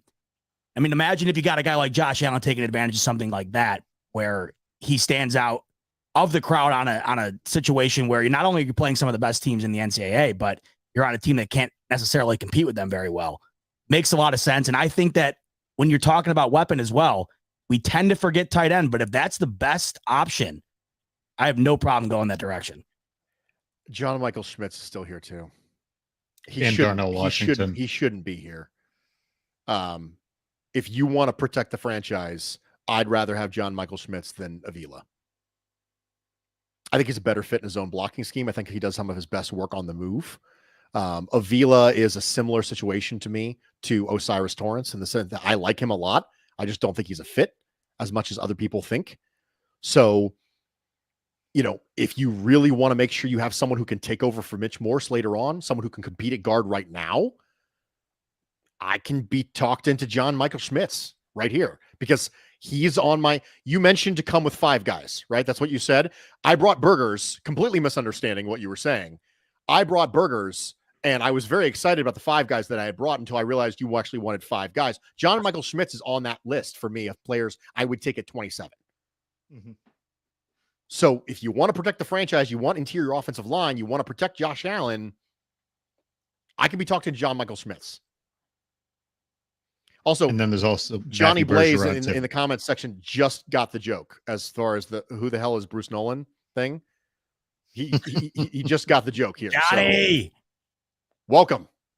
And Johnny's sick of the burger talk too, by the way. But I got to step in and say those analogies have been my favorite thing. It makes too much sense. It really does. If you've never listened to Bruce Nolan is literally anecdotal as anecdotal can be. So follow along or you will get lost forever. So let's let it rip. I'll be honest with you. I think I'm between Josh Downs, John Michael Schmitz, Matthew Bergeron, and Darnell Washington, excuse me. I think one of those 4 would be a quality choice. You're helping the offense after just helping the defense. I think Zbot should get to be this tiebreaker. Okay.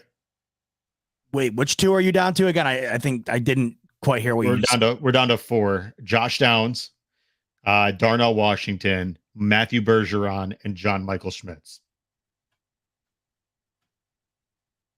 I can't see your list on the. There we go. Can't see that? No. There we go. Say it again for me one more time. Josh Downs. Yeah. John Michael Schmitz, Matthew Bergeron, Darnell Washington. Darnell Washington being like a 6'11" tight end with a 3 football length arm, wingspan.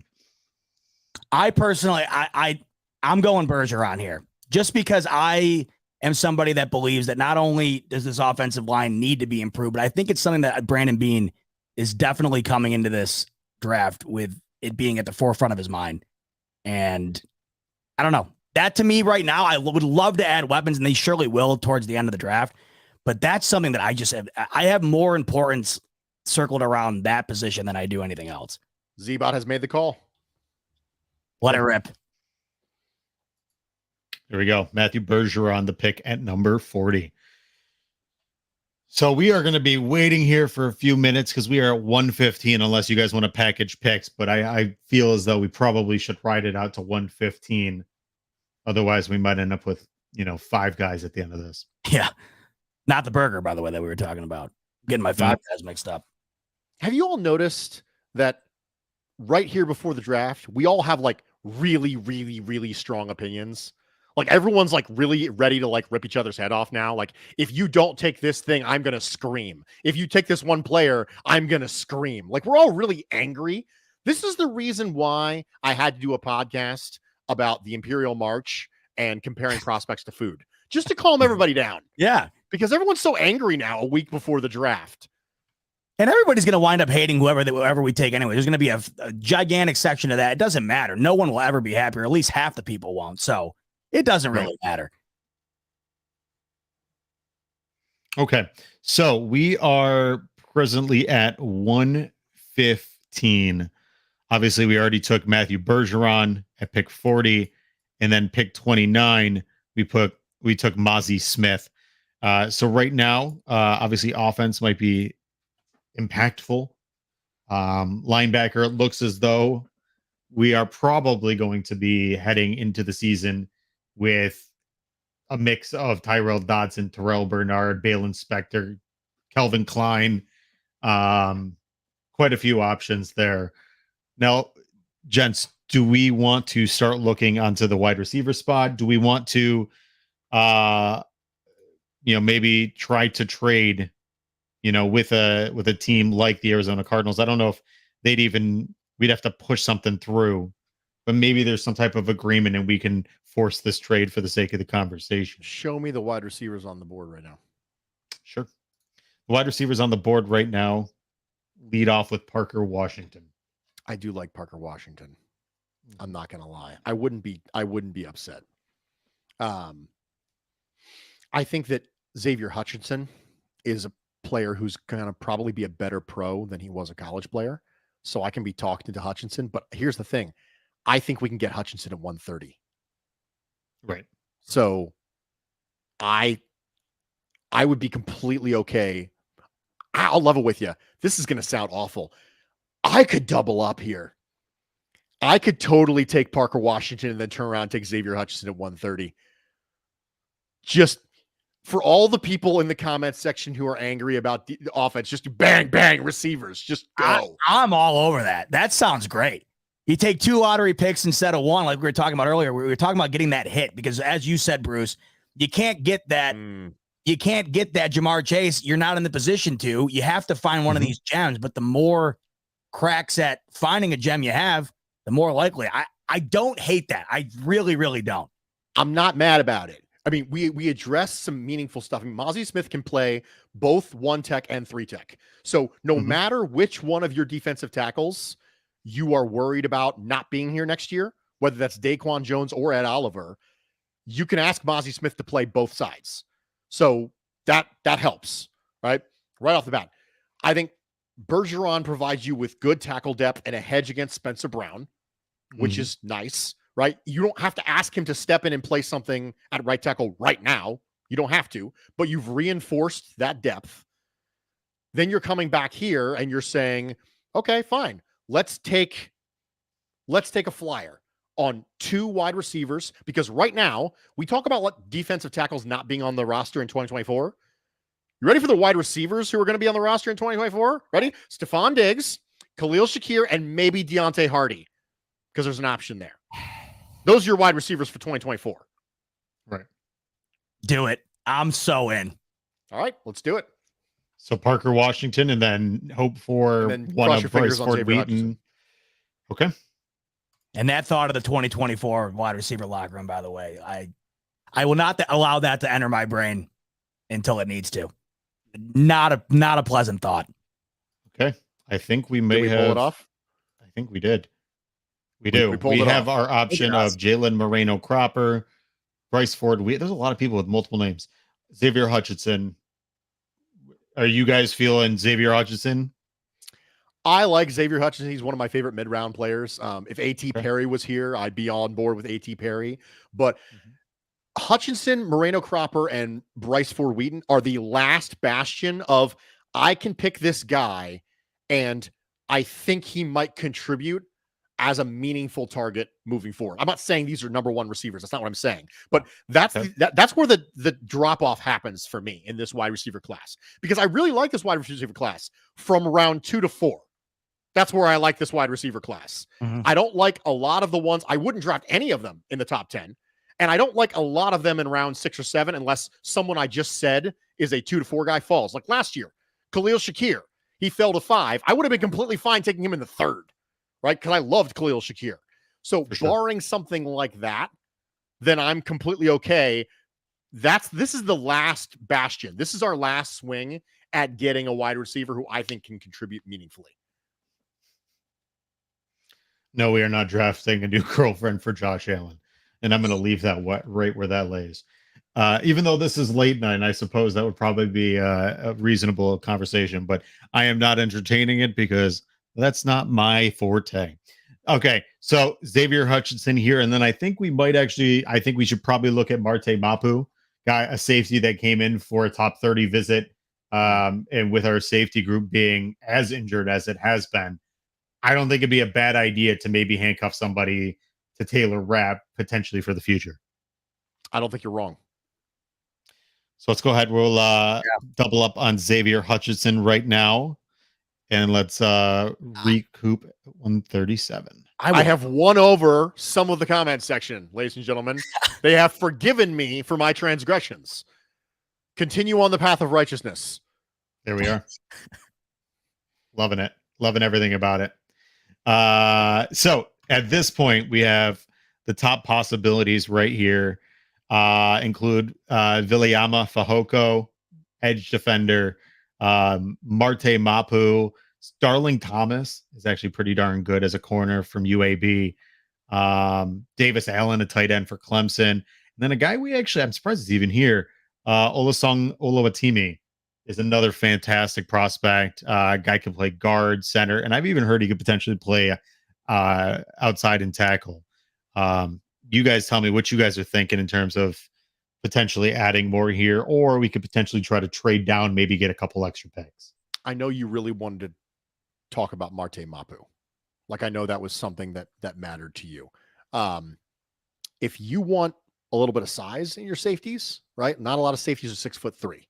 Not a lot of them have that level of height and length. I think that matters. I think a lot of people think Mapu might actually be a weak side linebacker in the NFL. So you might be drafting him as a linebacker. Like, this is a converted safety. Sound familiar to anybody else? Right? Converted safety. So when you start to draft this late, I think you have to consider how well they're going to play on teams as well. Like, I think that has to matter. And Mapu's going to be an absolute four-phase special teams player right out the gate for you. So that matters. Right.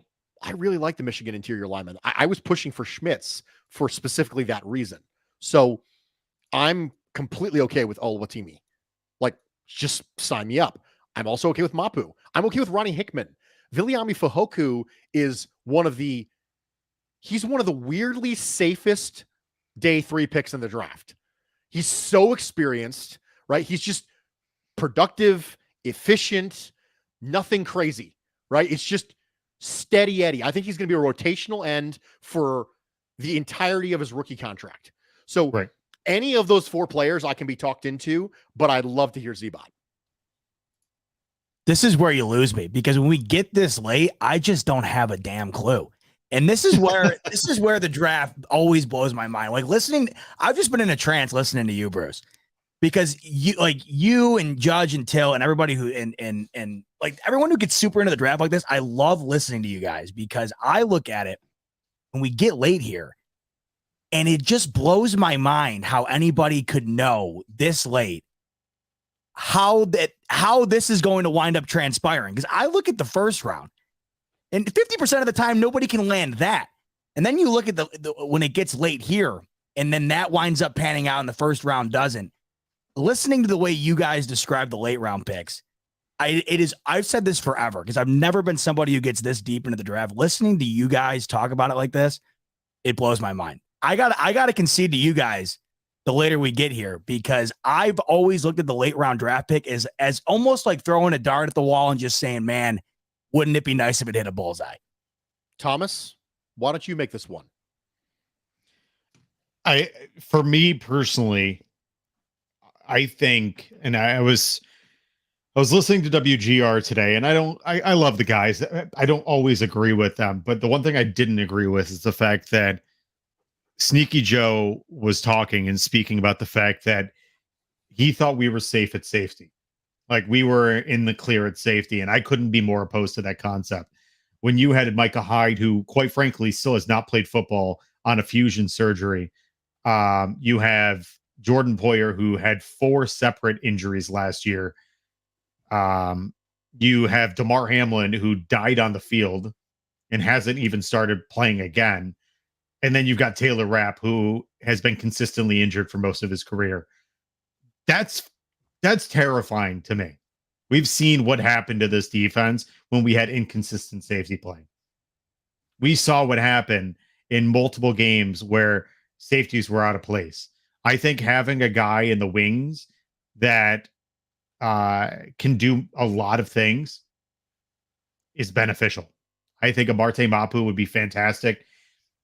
they've spent a lot of time with him outside of actually visiting him at the combine and having a top 30 visit. They've actually gone and watched him at games.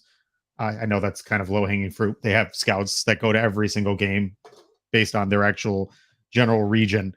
I think it'd be a good pick. Yeah, I think it'd be a good pick. I think it would be something that would definitely help our team long term. And it's a security blanket that I think this team desperately needs. Do it. Let's do it. While we're waiting for the next pick, I want to address some Jalen Hyatt discussion that's going on in the comment section. For sure. People will say, oh, Jalen Hyatt opposite Stephon Diggs. Jalen Hyatt would not be playing opposite Stephon Diggs because Jalen Hyatt only plays in the slot. This is very important. I cannot possibly tell you how important this is. Jalen Hyatt is a vertical slot receiver. He was extremely protected by Tennessee's system because he got free releases and just got the chance to run past people. He is a vertical slot player. He's not playing opposite Stephon Diggs at all. Jalen Hyatt is a slot-only player based on what he showed in the NFL. He has to learn how to release from press. Deshaun Jackson already knew how to release from press at Cal when he came out. Jalen Hyatt has basically 0 reps against press coverage in the NFL. Like, basically none. So you have to put him in the slot and say, run really fast past this guy, which he can totally do, okay? Jalen Hyatt has elite traits. He is really, really fast, and he's an unbelievable ball tracker. He has great length, okay? Absolutely 100% a true thing. But you're not drafting him and saying he's a number 2 receiver right now. That's not how this works. He's an interior, slot-only vertical player. Imagine, if you will, the Christian Kirk you saw in Arizona, that role, but only that role. Like, he can't do the Christian Kirk stuff you saw in Jacksonville when they used him in a more, just only the vertical slot role you saw in Arizona. That's it. The Andy Isabella, Christian Kirk role that you saw with the Cardinals in the air raid offense that was being run at that time. That's the type of player that Jalen Hyatt is right now, which means anything else past that is projection. And that's okay. But it's still projection. Saying, I think he can become that player is very different than saying he is that player now. Jalen Hyatt does one thing really, really, really well. I mean, arguably, I think Jalen Hyatt, A.T. Perry, the best deep ball receivers in this class. Absolutely unbelievable deep ball receivers. That's a real thing. But you can't say, well, we're going to line him up across from Stephon. No, you're not. You have to put him in the slot right now. You can't. Because Jalen Hyatt played in stack concepts in the fastest offense in football last year. That, I mean, people literally call the Tennessee offense clown shoes because none of it's translatable. Like, none of it's translatable to anything. He's a stack slot player who got a chance to just run really fast past people. That doesn't mean it doesn't have any value. It does have value. But you're not going to say, well, he's going to step in as your number 2 receiver. That's not who he is right now. Could he become that guy next year, the year after? Sure. But he's got a long way to go to get there. So this idea that you were going to plug him in, if you're going to plug him in and saying, hey, we need this dynamic in the offense for the Buffalo Bills, that's cool. Completely fine with that. But he's a vertical slot player. That's what he is. So if you say the vertical slot role is extremely valuable for the Buffalo Bills, I disagree. I think Gabriel Davis played pretty well from a vertical slot role in Brian Daboll's offense more than a few times. But that's what he is right now. So that's really important. And the other part about it is, if you thought Gabe Davis had a limited route tree, yes, a million times yes. Have fun with Jalen Hyatt. That's and like that doesn't telling mean me he's to go to not my a, doesn't backyard mean he's and a run bad straight. player. We're not sitting here screaming he's a bad player. He's not a bad player. He just only does a very, very, very small window of things really, really, really well. Yep. He is the Robert Foster of this year's draft. Just run straight. There's as fast as you can. Whew. That's a legendary pull for 10:30 on a Thursday, Thomas.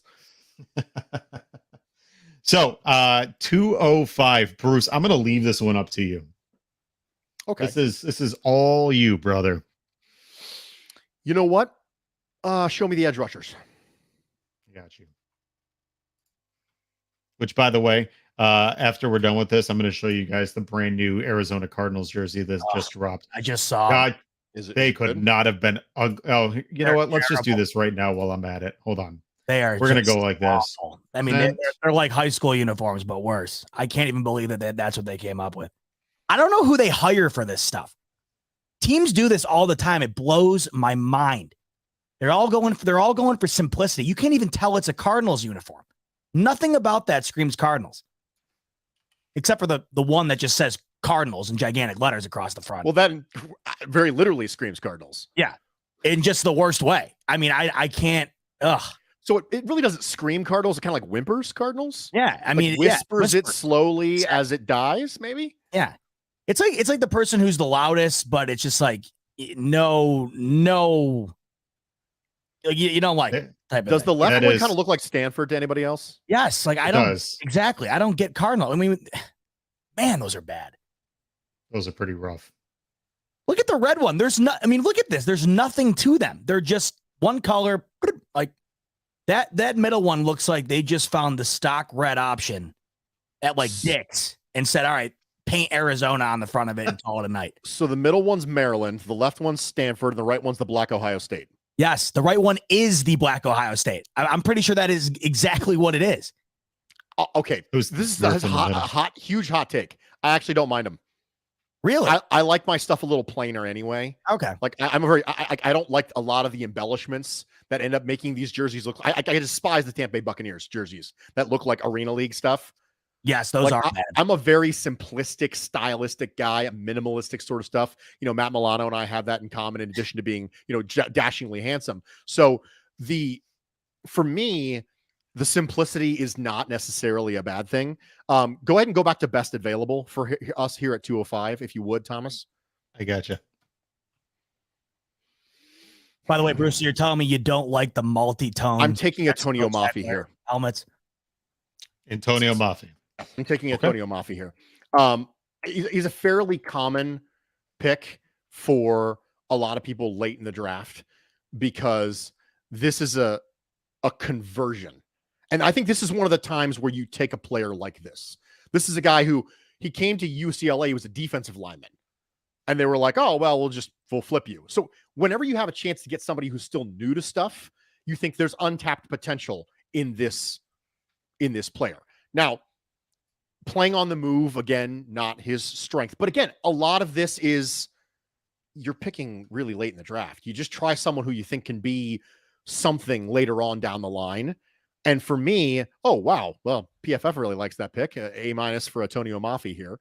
Not like and the rest of us. I think that you put him in an NFL conditioning program, you have him lose about 20 pounds, maybe 30 pounds, right? Because he's sitting at like in the 350s right now. But again, defensive tackle, guys. Like there's a reason why he's this big. He's still learning how to even move as an interior offensive lineman. So if you're going to take a dart throw on somebody, take somebody who has untapped potential. Take somebody whose trajectory may be pointing up.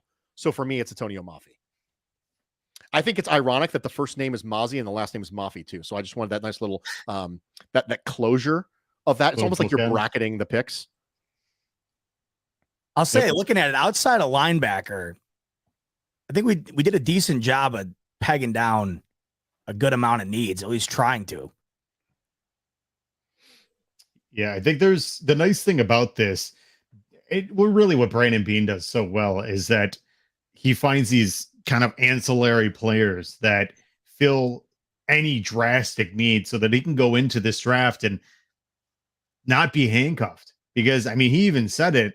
He doesn't want to have to go in here because, one, it makes it way too easy for other teams to navigate around them because then they know exactly what the Bills are going to be targeting, which is difficult because then they know they're not going to be able to trade up with certain teams. But two, just in general, it pigeonholes you to have to try to figure certain things. And the fact is, we've seen in this draft, there is only a certain number of certain things, linebacker specific. There's only a couple of them, in terms of wide receivers. There's only a couple good ones, couple outside boundary receivers. And then outside of that, it's a bunch of small guys. So the ability of what he's done has made it so that this team in the draft, with Terrance Gray and Malik Boyd and obviously Brandon Beane, that they can go in and be a little bit more flexible with what they're looking at. I don't hate it. Yeah. The thing I like about this draft is it doesn't look like every single other mock draft you've ever seen where you see the exact same names, the exact same positions over and over again. Because the fact of the matter is we get roped into this idea that there are only like 7 players that will make us happy and are good. And the fact of the matter is the overwhelming majority of you had no idea who Matt Milano was when he got drafted. Right. And that's why I'm listening to you, Bruce, because that's where I fall sometimes, where I'm like, no clue. And that's okay. But there's so many different paths to success here. We get so roped into there's only one potential outcome that leads to success. And it's just not true. There's tons of different ways to skin this cat. And so you need to look at it in totality.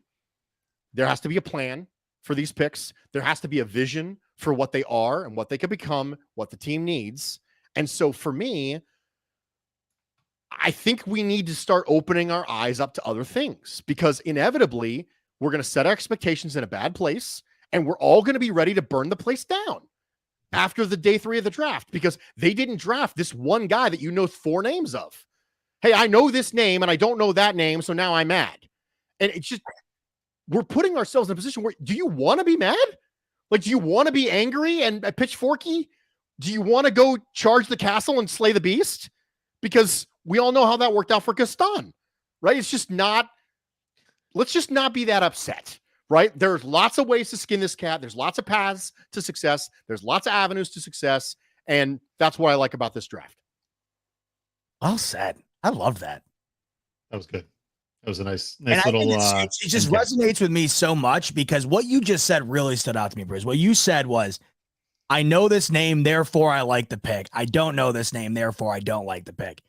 That is why I love, because I am admittedly, as much as I love making stuff about the Bills and talking about the Bills, admittedly, I've always never been a draft nerd. Just never has appealed to me like it does to others. So that's why I try my best, even though sometimes you get involved or you get in love with one, either a player or a positional group. I try my best to not do that, because we just have no clue. And I think the way you just summarized it was perfect, because we get told these set of names because you have 260 players that are going to go. You might know, most people might know 25, 30 of them potentially, maybe a few more, but either way, you don't know well more than about a quarter of it. And you got to just reserve the right to sit back and say, let's just see how it pans out. The team saw something in him, and therefore we got to give it a shot. And I think the way you said it about the name thing is so spot on, because every time you see a pick where no one has a clue who it is, it's just an immediately bad pick. And I had no idea who Luke Tenuta was last year. Right. Like, I was so proud of myself for having Christian Benford notes. Like, I was like, yes, I am the man. Yes, Christian Benford, let's go. And then they drafted Luke Tenuta, and I go, I have no idea who he is. Right? I think I've heard that name before at some point. And I just had to throw my hands up in the air and shrug and go, guys, I don't know. I don't know what this is. Sorry. I'll get back to you later on, but I don't know. Everybody wanted Matt Ariza because he was the punt god. That's why I wanted him. Right? We knew one punter, and it was the punt god. How did that work out for the Bills? Oh my God. That I mean, that was like the, was not expecting to get a personal attack right there. That was, that defined me right there. God, get him in a Bills uniform right now. It's really important that you know, and Thomas, you will vouch to this, that when he told me who the other person was going to be, I specifically said, heck yes, I love Zbot. He's one of my favorite people. Did I not say this, Thomas? 100%. Oh my God. The validity was there. I appreciate that. But no, I just sat and listened to you, and I thought to myself, my God, if that wasn't me, more than to a T. I saw the punt god, and then that name, and it's back to what I was talking about with Bass earlier. There's just sometimes something just is meant for BillsMafia. And I just knew if punt god wound up in a Bills uniform, we would take that to the nth degree. And unfortunately, we never had the opportunity to do it. But when they drafted him, just the fact that punt god was a Bill, I remember hopping on a show with the rest of us over at BF, and I was irrationally excited for no reason other than the fact that it was the punt god. So that that just killed me. That was hilarious how you just pretty much summed up exactly where I was this time last year. We did it, Thomas. We did the thing, man. How do you feel about it? Here's the thing. When it comes to this draft, nothing makes sense. It's like, whose line is that anyway? Rules don't matter. The points don't matter. The game doesn't exist. And it's all just bullshit. So realistically, we just spend almost 2 hours together, which is far more important than anything else in this world.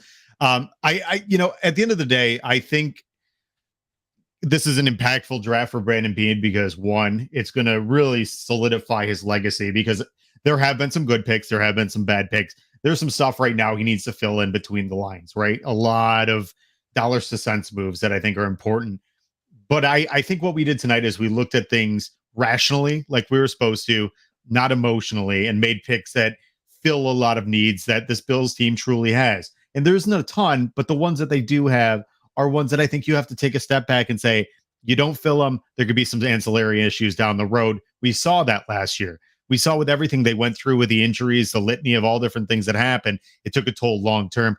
This is the stuff that you need to get back to where you're having that huge depth that can play a role where you run into these issues. You've got guys in the wings that you could pull. I think that's going to be big. And I think depending on what they do here, I think we could see some stuff outside of the draft as well, which I think is going to be interesting as well. There's a lot of defense. Here's the one thing, and I didn't push defensive end. And the reason why, there's some interesting defensive ends on that free agency market. Yes, there still is. Like that's a great Jadeveon Clowney, Yannick Ngakoue. There's a lot of big names that you could probably get for next to nothing. Guys like Greg Thompson said this himself. Guys that do not want to do training camp, or if they do, they don't want to do OTAs and they just want to do a few weeks of training camp. I think there's opportunities to fill in gaps as well outside of just the draft. But based on what we did here, I think that you're going to see some stuff. And I to everybody in the chat, thank you guys for hanging out with us for almost 2 hours. I know this went a little bit longer than expected, but I hope you guys enjoyed what we went through and kind of this mock exercise. Temper your expectations. Just because you don't know the name doesn't mean you don't have to like the player. There are a lot of fantastic athletes out there, a lot of guys and we didn't know about, right? That we've taken that turned out to be impactful, incredible players. When Matt Milano, and that was a great mention, when Matt Milano was drafted, no one knew people knew, but most people did not know. Now he's going to probably end up on the Wall of Fame for the Bills. That'll happen. You will have guys in this draft that'll probably be impactful players. That'll be long-term solutions for this Bills team. Let's wait. Let's see what happens. And let's try to be patient with it. But aside from all that, Bruce, Zbot, let people know where they can find your content, because I've said emphatically, I love the two of you. I think what you guys do is some of the best stuff that's out there, truthfully. And I say that wholeheartedly, it's not hyperbolic. I truly do believe both of you guys are some of the best. So tell people where they can find your content. Zbot? Well, I don't even know what to say. You guys are awesome, by the way. And I have not been on a show with you in a while, Bruce. So this was a real treat. I really had a great time just listening to you, because you, like you just said, Thomas, just different, man. I love it. Absolutely love it. And Thomas, you're one of the best dudes in the sphere. And for those who don't take the appreciation, I think I've done stuff with people outside of the Bills community. And every time I talk to them, there's no content creation community on another fan base that is either as big or as just friendly and good people than the Bills. And it's truly like you can't sum it up better than that. I've talked to Titans fans and Dolphins fans, Ravens fans. There's nothing else like it. I think we're just all so lucky to be able to all be a part of this, and to be able to do stuff like this with you guys is always the best. So Thomas, thanks so much for having me on. As always, I appreciate it. Bruce, you're the freaking man. If you want to look into my hijinks and whatever else, at Zbot Tweets on Twitter, Buffalo Fanatics YouTube channel every Monday night, and then all podcasts and all social media stuff. I'm everywhere, and I'm on it way too much. So you can find me there. First off, thank you to the comment section. Even the people who disagree with me about Jalin Hyatt, I think it's really, really important to have these dialogues. I think that if you're not willing to have the conversation, right? Even Amicus, who says I have a ridiculous take on Hyatt, love you too, dude. Because the fact of the matter is, the reason why he feels that strongly is because he feels like the speed is so incredibly necessary. And so then we can dive into that and go, okay, why is the speed incredibly necessary? Like there's layers to this stuff, right? Mock drafts are like onions, not parfaits, onions. They have layers that you got to pull around. And so I think that matters. So first off, thank you to the comment section. Secondly, thank you guys so much for having me. Thomas, Zbot, I appreciate you guys. Please, I beg of you, if you were listening to this, go follow Zbot at Zbot Tweets on Twitter. I beg of you to listen to his show, Smoke Break. Legitimately one of my favorite people in the space. And the reason that is because lots of people give you content. There is an absolute surplus of content creators in the Buffalo Bills space. Okay. I'm telling you right now that there are people who create content who don't do it with the level of energy who are necessary to do it. I am one of those people who does not have the level of natural energy. If you heard what I sound like before and after this podcast, you would come to realize that. I am going to go crash on my couch. And what happens is, because I don't have the level of natural energy, sometimes I don't get a chance to really connect with people the way that Zbot does. But he's got that level of energy. I can drop this tomorrow and have him come back again. I need like 5 days to decompress from what I just did. I only take Thomas, you will vouch for this. I only take one guest spot or so a week because I can't do anything else because I'm out of gas. I'm going to go pass out. And I hope I wake up in time for work tomorrow. But it's a blessing to be able to have the well to constantly go back to, because you can't pour from an empty cup. And when you go to these people and you ask them to pour out some of themselves for you, they better have a damn big cup. I don't have one, but Zbot does. So follow him, right? Be part of this community. Enjoy the fact that we have amazing people who are not me in this community. And if you want to, my show's on Thursdays on Buffalo Rumblings. So that's cool too. I almost just cried for some reason. That made my night. I haven't talked to anybody all day. My girlfriend worked all day. I had to work all day. I went right into this. So I just moved. That just made my night. Thank you, Bruce. That really did. That was great. You guys are the best. Zbot's gonna he's literally gonna steal that little audio clip and just have it playing in his car. And my girlfriend's gonna be like, "What are you listening to?" I usually have a fan on. I'm like, "No, we're replacing the fan with Bruce." Just saying, I have endless energy. But now the are is important, right? If she hears that though, she's gonna be like, "Oh, if you have endless energy, we have to go to this, do this, and that." And I'm like, "No. The energy's for the Bills. I got to reserve. I got to cut part of it out, right? Just for the Bills." I could always think about Stuart Smiley. You are important. You matter. Oh my God. Daily affirmations. One of the most underrated SNL skits. No doubt. Oh, no doubt. Good enough. I'm smart enough. And gosh darn it, people like me. Guys, truly. Just out of nowhere, I have to say the episode where Chris Farley is the cameraman for Stuart Smalley, and it's St. Patrick's Day and he comes in hammered. If you do yourself a favor, if you've never seen it, go to YouTube, or you're already here. Go after this, Stuart Smalley, Chris Farley, Daily Affirmations. It'll give you a great laugh before you go to bed. For sure. Okay, so I'm going to put a nice little bow on this. Truly, guys, if you are not following Bruce Nolan or Zbot, hit them up on Twitter. And if you like what I'm doing here, feel free to hit me up on Twitter, the Thomas DeLaus. You can also follow the show at BFLO Late Night on Twitter, or our website, BFLOLateNight.com. Has all the stuff, all the links and everything. And make sure you're checking out Cover One. Tons of great content. And, to echo what they said, we are incredibly blessed. There is awesome content creators all across the board in every different platform.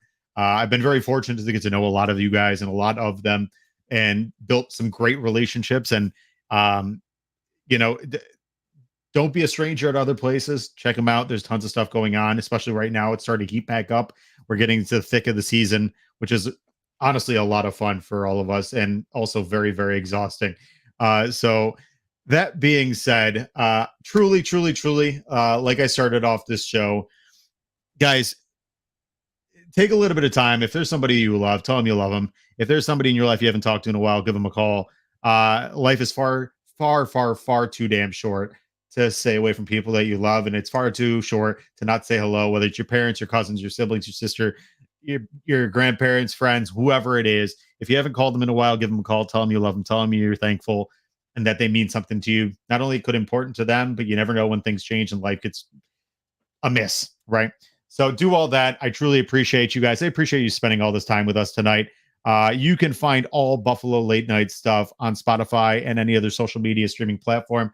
But guys, I love that you came out here tonight and hung out with us. We will be seeing you guys in 2 weeks. Next week, obviously, Thursday, will be no Buffalo Late Night, but I will be on the Cover One show from 10 to 11 o'clock. So if you hop on there, you'll see me then. For all of us here at Cover One, and for my brother, myself, for Zbot, for Bruce, Nolan, truly appreciate you guys. We will see you in 2 weeks. Go Bills. Go Bills. Go Bills.